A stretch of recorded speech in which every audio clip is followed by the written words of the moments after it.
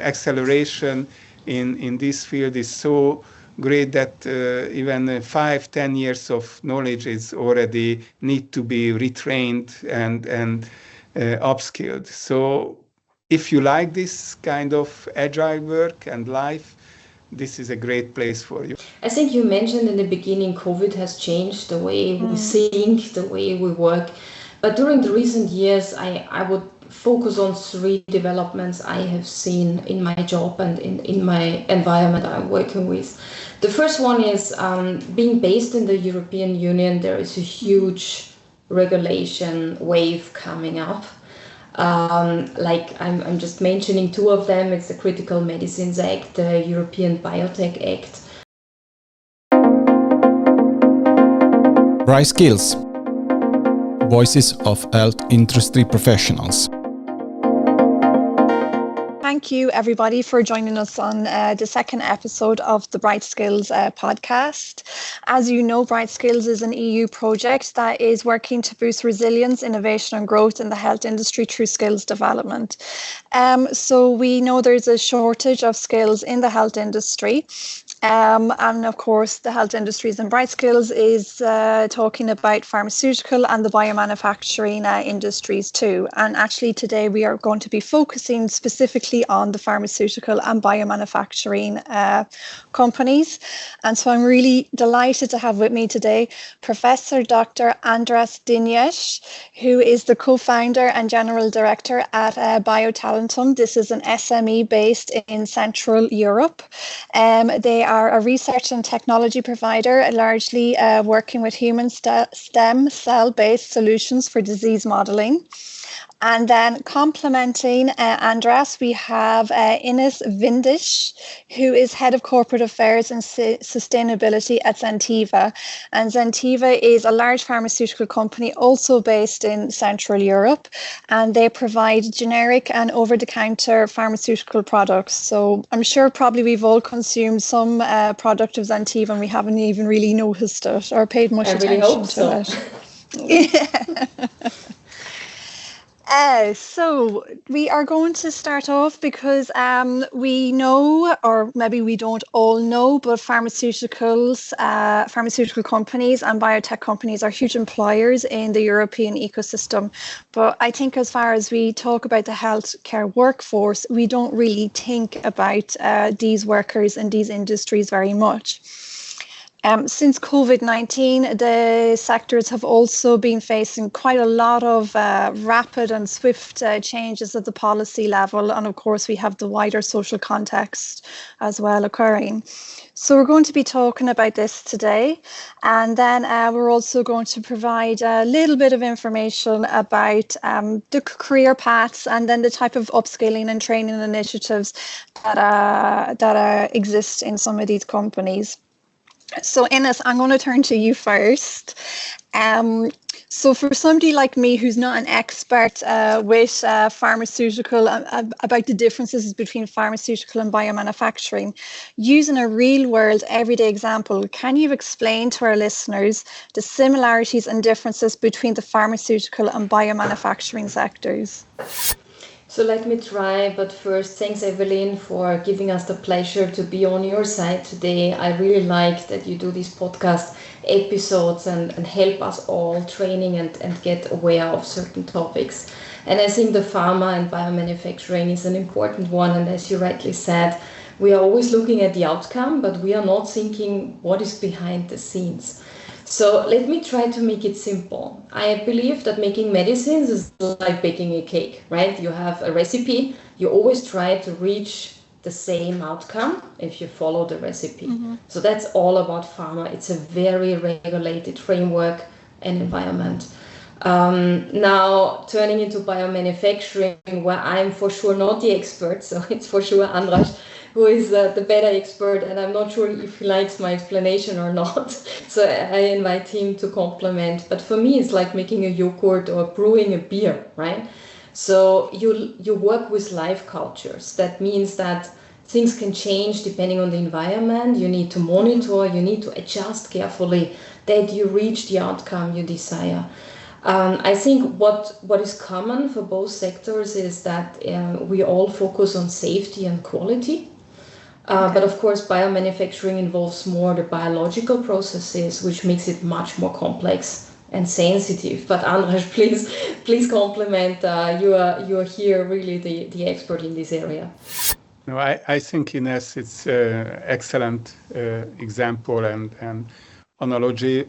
What's also interesting that historically, it's like a cycle of life going around.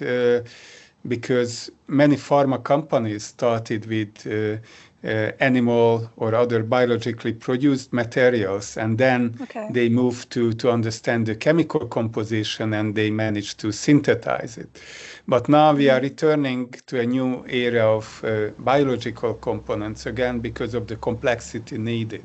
So when we are moving away from small molecules, large molecules, but then really complex biologically produced not only molecules, but cells or components of cells or even tissues, we are entering again in an area when we need the biological complexity to address the unmet medical needs.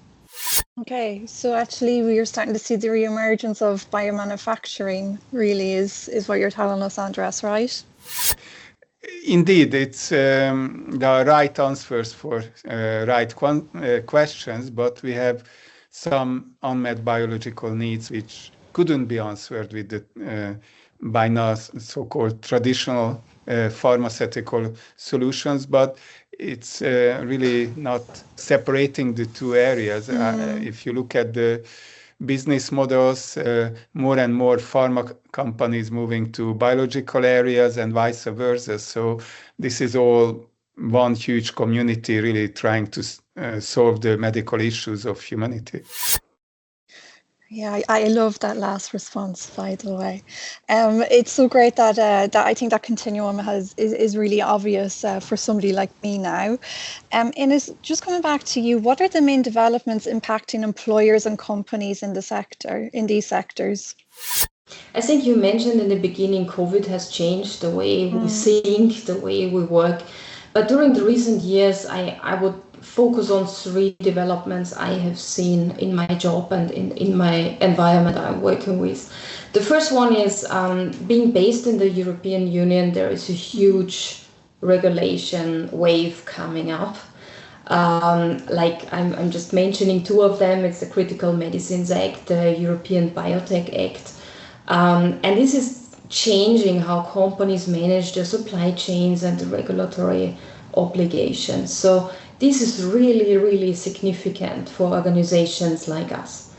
But here is the challenge. Many of these changes happening in silos without consulting all the stakeholders. So you need to stay agile and flexible, and sometimes you need to adjust in the middle of the implementation, which makes planning and forecasting incredibly difficult. So agility and resilience are becoming much more important. The second topic is actually where my heart goes. It's sustainability, environmental sustainability. And just one personal remark, if sustainability isn't yet part of your company strategy, it's time to do it. I believe it's not just a trend, it's something that will stay with us, no matter what certain politicians think now or not. I think it's something we need to really consider. We see Europe is melting right now in summertime, and I think everyone who is not thinking about climate change has missed something, right? For me, it's about strategies, but strategies alone won't cool the planet, so action will. So there is nothing to wait for, and we are one of the companies who are just trying things out, piloting, partnering, and doing some stuff that we believe makes a difference. So sustainability, environmental sustainability, climate change, my second topic. And the third one, I think, is about workforce transformation. There is a lot of digitalization and automation that I see in our production and manufacturing that is currently happening. But also it's the new generation that is joining the workforce and the market. there are different needs, there are different expectations. This is a lot around purpose, about culture and flexibility in ways of working, totally different than the expectations I had when I started to work.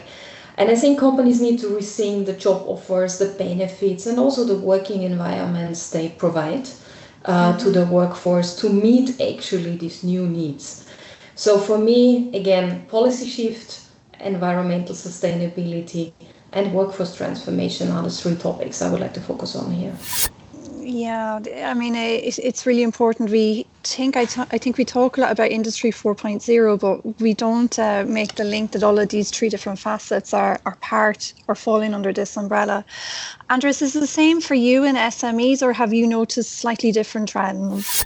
Well, indeed, you mentioned COVID, and I think COVID was really awakening for many in Europe, because Europe realized that we are rather in a fragile situation. It turned out that APIs and many other elements are not really smoothly provided by the supply chains, because we depended too much on Asian and American markets. And of course, globalization is great, but this supply chain modernization is very much needed. And also faster development cycles, like the COVID vaccine development was a really good example that with new innovative, in that case, messenger RNA technologies, it was possible to speed up, but also the regulators were very much supportive of that. And for my area, where advanced technology, medicinal products, gene therapies, cell tissue therapies coming up, regulators are very important, and also global regulatory changes, because these days we see a competition between regulators in the US, in China, Japan, Korea, and Europe. And Europe sometimes is a bit more conservative, and we are really under pressure in many ways. Of course, Europe tried to provide responses, and some of the responses are funding projects. For example, the European Framework Program is really good for innovation in my area as well. But there are, for example, IPCI, Important Project of Common European Interest, for topics where there is a market failure in Europe. And the good news that there is one for medicine, Med for Cure. I'm part of it. The bad news that after 1.5 years of getting the green light from the European Commission, the member states are still behind in signing contracts. So this is something we really need to join efforts to speed up the developments and see the global challenges, because some of the answers are very much needed and urgently needed for Europe, and nobody will do it for us. So I think this is also awakening for the biologics, biosimilars, ATMP areas. Yeah, and kind of linked to that, we have a lot of discussion at policy level now, and I think it's even entered mainstream media about competitiveness. But if you have a supranational institution that's one step ahead and the member states are catching up, it must be quite frustrating as a business owner and also as an investor that one person is one step ahead and the others are 2 steps behind. So kind of linked to that then, from a company's point of view, and I think we've kind of addressed this already, Andres, what are the opportunities and challenges associated with these developments? And what do companies need to rise to these challenges?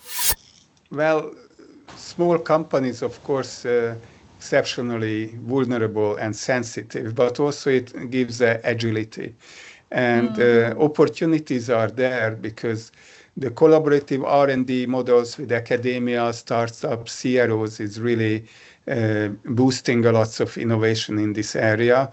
Finances, I mentioned, but also how to enter faster the markets is very important for these small companies. And sometimes being small, it gives you better chance to scale up, of course, because from small you can scale up or scale out.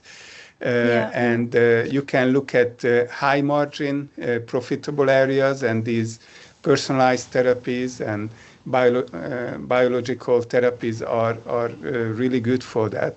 So I think for my area, there are lots of opportunities. The challenges include, and the main topic for today is talent shortages and the high investment cost, and also the regulatory uncertainty. As I mentioned, for these new technologies, the regulators need to accept and adapt, and they are doing a good job, but time is a critical factor. And sometimes I've seen in Korea, in Japan, in China, regulators are not, how to say, easy, but they are really fast to adopt the legal system and the regulations to these new technologies. So we need to learn from that, I think, in Europe as well. Yeah, there's a few question marks about how we do things here compared to how other places in the world are doing it. And Ines, what about, from your perspective, what are these opportunities and challenges? I think I really like how Andras frames the benefits of small organizations with agility and flexibility, because this is where we benefit from, also in the size of Zentiva or even bigger companies. I think we're looking first for partnerships and collaboration, because today's challenge is you cannot deal with that alone. So you need to complement. We discussed the skill gap we have. So there is a lot of efforts that if we come together and we try to solve a challenge, we can succeed. Alone we cannot do that. And I think COVID has shown us this one more time, referencing to the pandemic before. I think we have seen a lot of disruptions, and we need to be just more resilient, and sometimes it's required to go beyond your own company, but even beyond your own industry. I'm now spending 30 years in pharma, and to be honest, it hasn't always been the fastest when it comes to transformation. So I really like to look into other industries and to other business models to get inspired and then initiate a change inside. I think what is also important for us as mid-size and large organizations, I think, is strategic workforce planning. There are a lot of things we need to anticipate in terms of new job profiles or skill gaps we have, so that we can also come with strategic learning programs. Diversity plays a really crucial role. And here I'm not only spelling out gender, but I'm also looking into diversity in education, in culture, in age, in beliefs. So I think, and I'm a strong believer, the more diverse a group is, the more innovative this group can be. And for us, it's not about hiring and having a good onboarding journey. It's also about an exciting employee experience, right? This is a buzzword sometimes, but I think it's really coming back to, if I like the job I have and if I like to go to work every day. So people today want to grow fast, they want to feel engaged, they want to see their impact, and the question is, can a company offer such a journey or not? And I think the last one is the investment that needs to be behind upskilling and learning programs. And this is not always easy, and I think programs like yours in BRIGHTskills can help.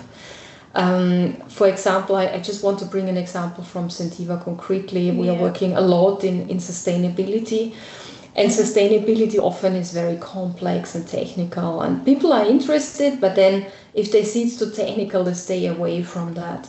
So what we have built is a program that we call ESGenius, following ESG, right, terminology. And we are trying in a 3-level program to turn our people into ESG ambassadors. Okay. Very pragmatic things you can start doing from tomorrow, right?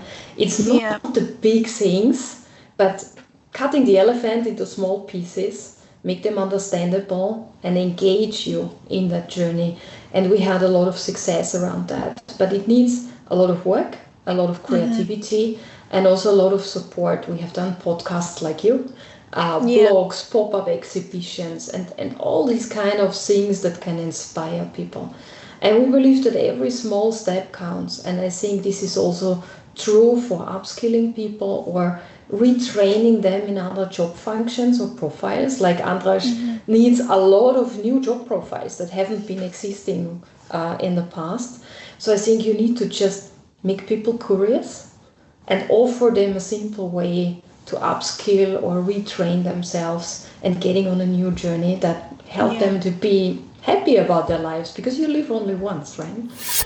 Yeah, it's true. We live only once, and we all seem to be in a rush at the moment. Maybe this is also a concern for employers, in fact. Kind of staying on that kind of topic of employers' concerns, we've mentioned there about the problems with importing active product ingredients in Europe or producing them here in Europe.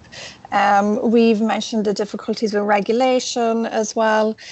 Andras, do employers have other concerns and challenges related to all of these developments coming out at European level, and maybe also with this kind of like not stagnation but delay that's happening at it being translated at member state level? Yeah, I think I mentioned already that there are very good initiatives, but sometimes the execution is slow and a bit bureaucratic. And to say, in a real competitive world, there is a lots of additional courage and decision-making power is needed. And from this point of view, sometimes a very balanced democratic process is a little bit more difficult than other processes, but I think in Europe we prefer the democratic balanced processes. And regulators are really entitled to go through a high level of safety, multiple checks. What we have to learn actually in ATMPs and these new cellular biological materials, that because they are living organisms and they are changing, there is no absolute kind of characteristics. They are mutating, they are changing. So there are certain huge advantages, but certain risk also coming with this process. We cannot control these living organisms as we would love to in the physical, chemical world. It's a little bit easier than in the biological complexity. But I think that's a learning curve, and we will get to the proper risk management, cost-benefit ratio, and other analysis. And again, regulators are learning that, and they are watching each other in different areas, and every success story is actually helping us, and every failure can set back the whole area, like gene therapies, others, sometimes with years, and then it's taking off again with the lessons learned. But how for the workforce this field trade done, I think it's very important that we need talent pipelines with these skills to understand the background, to understand, but not only the biology, but all these process developments, all these automations, GMP compliant operations, things which are not very well taught in academic institutions. So the academic curriculum need to change to address all these. And regulatory trainings, for example, is really missing. And in my area, regulatory understanding also from the developer side, it's utmost important. Yeah, it's quite interesting. You're saying that regulatory trainings is missing from some university courses. In fact, in my experience, I had signed up to a regulatory training course, but there wasn't enough people subscribing, so they cancelled the course. And I was actually quite disappointed. So I know our listeners are probably thinking, how could you be disappointed by that? But I was. And is it similar challenges in your industry? Yeah, exactly. And I just can underline what Andras said. I think it's this availability of the skilled talent, also the readiness for people to jump into something that is new, where there is no final university course or something existing, but trying it out, looking into that with courage and curiosity. I think this is needed, and it's not only about the workforce that is skilled, but also motivated, resilient, and ready for lifelong learning. I think this is something that we need in pharma as well as in biomanufacturing. The other thing I wanted to just point it out is this engagement of employees. Now, big organizations like ours, we have the regular engagement survey, but actually it's not just a buzzword, right? So we know that the employee engagement is super critical for an organization to perform, but also for having the people developing themselves in their journey. And creating the culture. And this employee engagement is sometimes just a checklist exercise that companies are doing, but I see much more into that. You can learn a lot from your people, and you can build up the right culture and support the right culture in a company. And I think finally people need to be ready not only for lifelong learning, but also taking up the pace. There is, especially in Europe, there's a lot of change. You need a lot of flexibility. And I think sometimes speaking to younger people, they really believe once they are out of their academic journey, now they are great. And that's it. Yeah. They don't need to learn anymore. But I think this is so wrong. And I have seen on my own how I developed during the years and decades. And I think today it's all about lifelong learning. There are so many development happening in our industries, both in pharma and in biomanufacturing. If you stop learning, you will not take on the journey. So this kind of own development and lifelong learning, this is really key if you want to do a great career. And by career, I don't mean to be CEO, right? I think it's fulfilling your purpose that you define for yourself. Yeah, and there's a lot of skills you learn in the workplace that are transferable outside of it as well. So you might not want to be CEO or even a general manager, but it doesn't mean that you won't take some of those skills and apply them in things in your social life, let's say.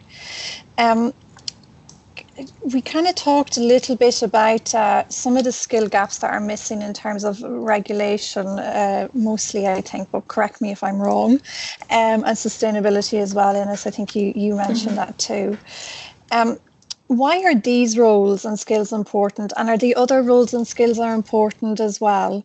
And how are they impacting healthcare delivery? Because we always kind of think about the doctors and nurses, and they do a hugely valuable job. Nobody is denying this.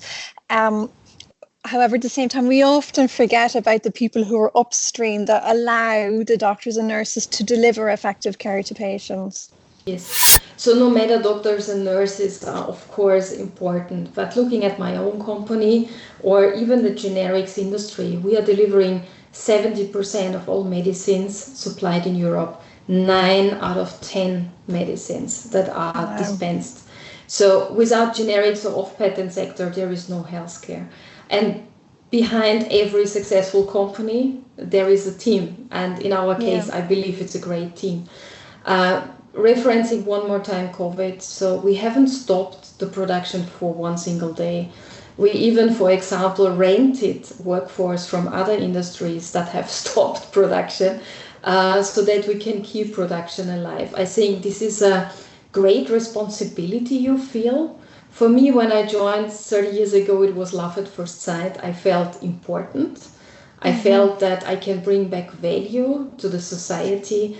And you feel with healthcare, you can really bring something back to the society. And of course, with sustainability to the environment as well. But I think you need a lot of resilience, and we are attracting a lot of people who want to follow that, who are sharing the same purpose, right? So now we can say Europe is home to 750 million people that have healthcare needs, and it's not about treating diseases anymore. It's about health and well-being for all the generations that live on our planet, right? And we want to make that these medicines are available, that they are accessible, and that they are affordable. And I think we want to work together to make this happen, no matter if it's pharma or biomanufacturing. I think the purpose is the same. We are supporting the people who wants to live a great life. And the life quality is in the end what we have to achieve. So I think what we say in Zentiva is that health is a right and not a privilege. And we do everything to make this happen. So, Andres, what about you? What's the perspective in the biomanufacturing industry, and maybe particularly for SMEs? Could we mention agility there quite a bit? Is that a big factor for you? Oh, absolutely, and a little bit different from the large pharmaceutical companies.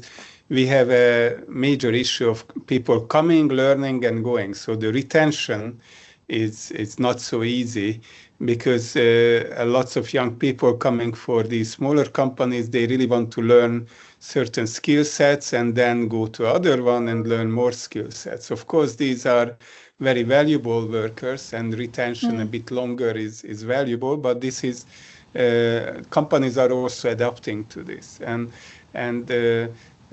I'm always very happy to have people who already learned some of these new skill sets, because it also generates more problem-solving capabilities. Yeah. Of course, not only in individuals, it's a teamwork.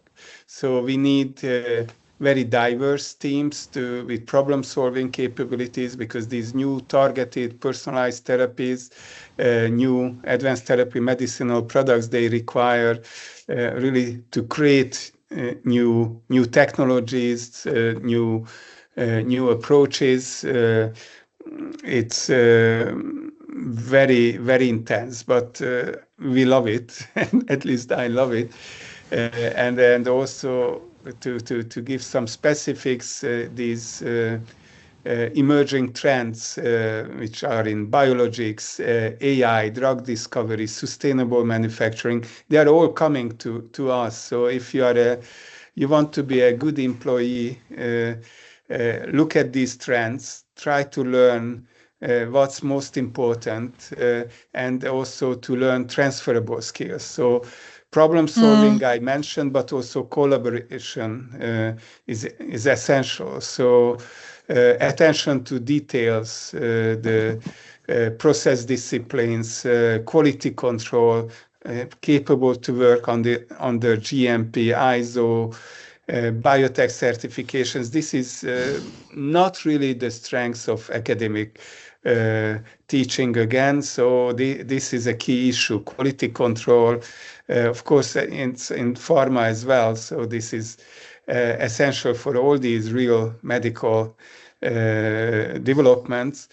And beyond that, sometimes if you really want to thrive in this industry, project management skills can be important. Yeah. So the beauty of it that these days you can get many of these skills through like microcredits. It's not I did a master here and a PhD there. No, get all these skills, whatever online or real life learning platforms you can use them. Build yourself in a superhero of advanced technologies, and then you will really enjoy it, because very difficult to predict for a newly discovered technology how long it will be really on the top. But what you can learn, that you can foresee the future to some extent, because the trends are usually there. Just you have to keep an eye open. Not only it used to be very tunnel vision, I would say, in academia. I see often very distinguished professors, colleagues. I'm a professor, so I can tell that they manage to live with the same basic technologies from their master to the end of their professorship. I think this is over. The acceleration in this field is so great that even 5-10 years of knowledge is already need to be retrained and upskilled. So if you like this kind of agile work and life, this is a great place for you. If you prefer 9 to 5 or 9 to 4, 9 to 3 work and then relax at home, it's not always easy to provide. If you look at the Silicon Valley or the Chinese tech parks, they are living a really intense life. So in Europe, we are used to have a little bit more relaxed, balanced lifestyle. But actually the competitors are not necessarily following this path. So we have to learn also from that. I suppose sometimes we tend to put the cart before the horse when we're thinking about our career paths as well. And maybe this is also how universities are responding to the demand for courses too. I have no idea. I'm not in university, so I don't really know how they build out their courses. And maybe we want to complement that. Andras has kind of touched on the pressures of working in the industry that maybe, you know, it might not fit in exactly to a 9 to 5 working week all the time. But I mean, there's offsets to that, right? There's positive aspects to it as well. And you both come across as so passionate and you love your jobs. So I'm sure you're not staying in there for absolutely no reason. No, I have to be honest. So I have chosen pharmaceutical industry 30 years ago. So this year I'm celebrating, right? And I often tell the story to my friends and my network. It was love at first sight. I applied in several industries, but pharma it was. And I still have this passion. And I believe that if you want to join this industry, it's for a higher purpose. It's not for doing the job 9 to 5. And I like Andras' superhero. So I think you can easily become a superhero, not because you have a university background or an education, but it's about your mindset. It's about your curiosity, about your openness to learning and ready to adapt and do something that is maybe with an impact for others, right? So that's what's driving me and many others I know. And I think for those already like working in the industry, again, for sure it's not 9 to 5. I can tell you, because currently with all the European regulations that are changing our framework, it's really about keeping to learn and taking these new regulations and also trying to understand how this is changing the way we work and the way we do our work. So there's a lot of things happening, and digitalization, sustainability, new regulations, everything that's coming our way in biomanufacturing, even more than in pharma, right? This is not a job you take with 20 years old and you keep until 60 and you go to retirement. This is something you want to do because you want to add value for higher purpose, for society, for environment, for whatever that drives you, right? So this is where I have found my passion. I have found my purpose, and I really wish for everyone to get on this journey and really see what is driving you. Pharma, biomanufacturing can be a real great cause. Yeah. Yeah, what you described there is almost like a pot with Mexican jumping beans competing for people's attention. But it's true, when you're intellectually curious, it's a perfect industry for these type of individuals. We've kind of talked a lot about training and development and the gaps between industry and employers' needs, and then what's actually happening in academic settings. Just to say that that's not a generalization for every academic setting in Europe. So when we're talking about training and development, Ines, you kind of mentioned that there's the ESG Pronus at Genius program at Zentiva. Andras, maybe I'll turn to you first, in fact. Have you got a real-world example of a successful upscaling initiative that you can tell us about?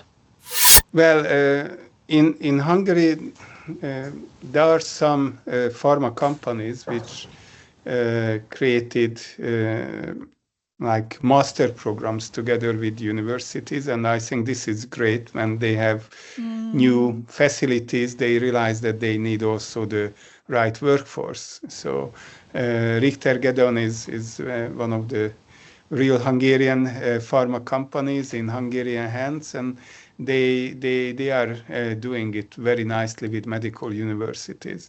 But also small grassroots movements exist. I'm a member in the Hungarian Biotechnology Society and also in the Hungarian Innovation Society, and both societies has mentoring programs for biotech entrepreneurs and startups, and we also, with the Biotech Society, we had a few years ago a training program for these biomanager, because we realized that the right workforce missing in Hungary is one of the roadblocks for growing. Unfortunately, these small societies, they need also finances, support to run these programs in longer term.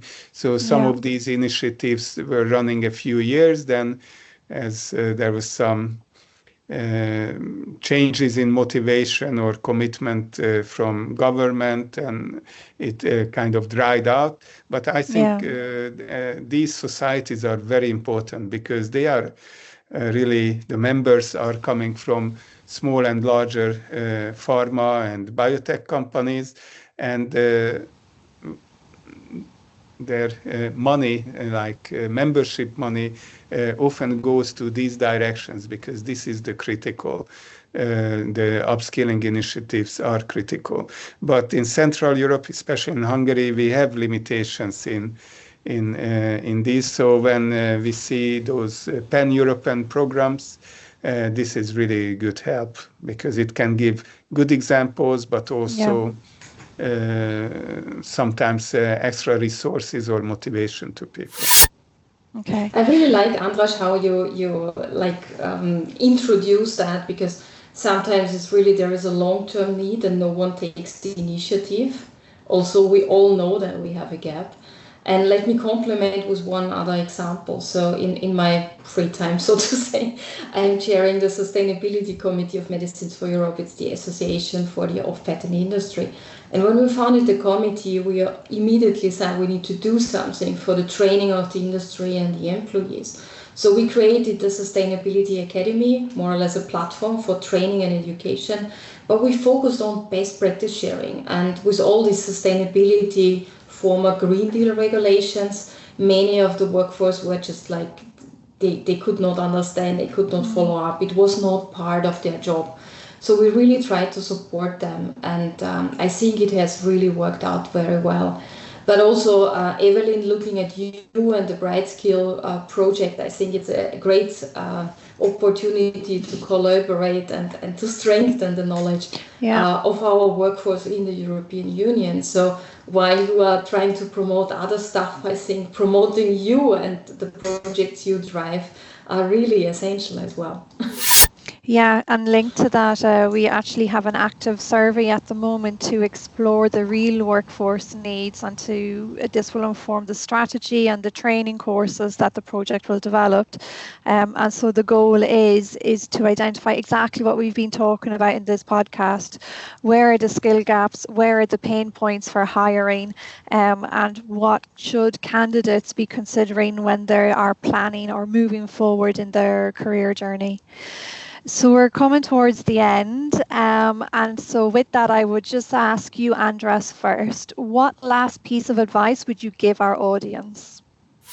Well, that's difficult because probably everybody would need a different advice, but if I want to be a little bit more generic, probably most people manage their finances like stock markets or others to invest for the future. But I think investing in your own development, personal development, is the biggest and most important investment.